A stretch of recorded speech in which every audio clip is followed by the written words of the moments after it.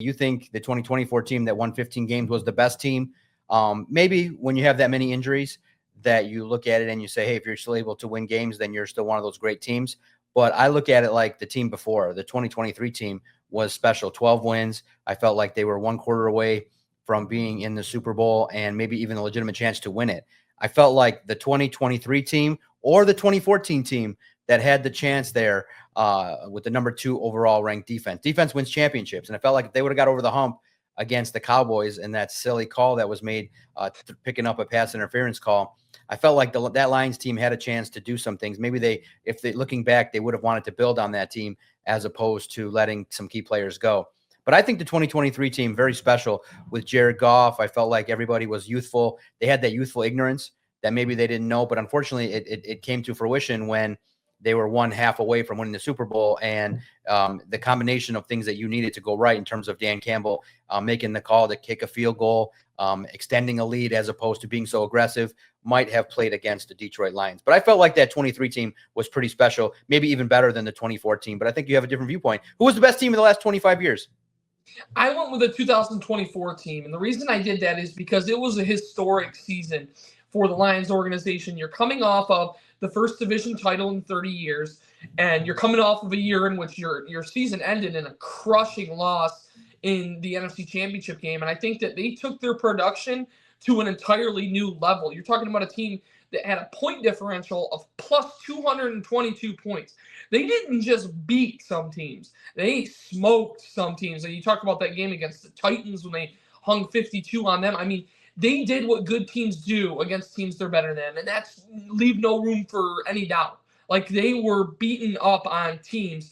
And I think that it was a really complete effort, and you factor in the fact that at one point they had, 20 guys on injured reserve, including Aiden Hutchinson and Alex Anzalone and all these different key pieces, especially defensively, that were on injured reserve. You had a young corner out there in Terrion Arnold who essentially was trial by fire. He had to go out there and learn on the fly as the team's number 2 corner.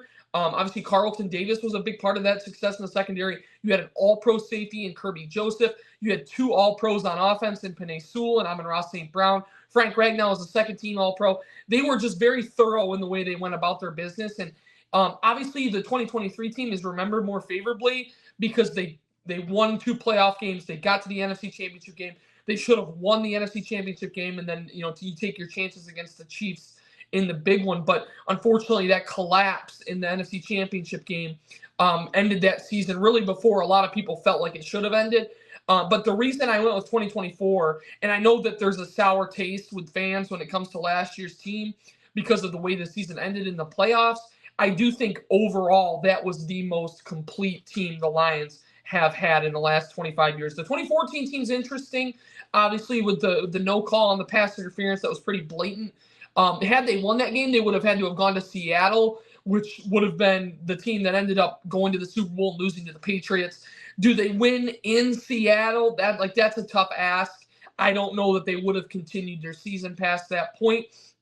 But at the end of the day, I do think the 2024 team at 15-2, you set all these franchise records offensively.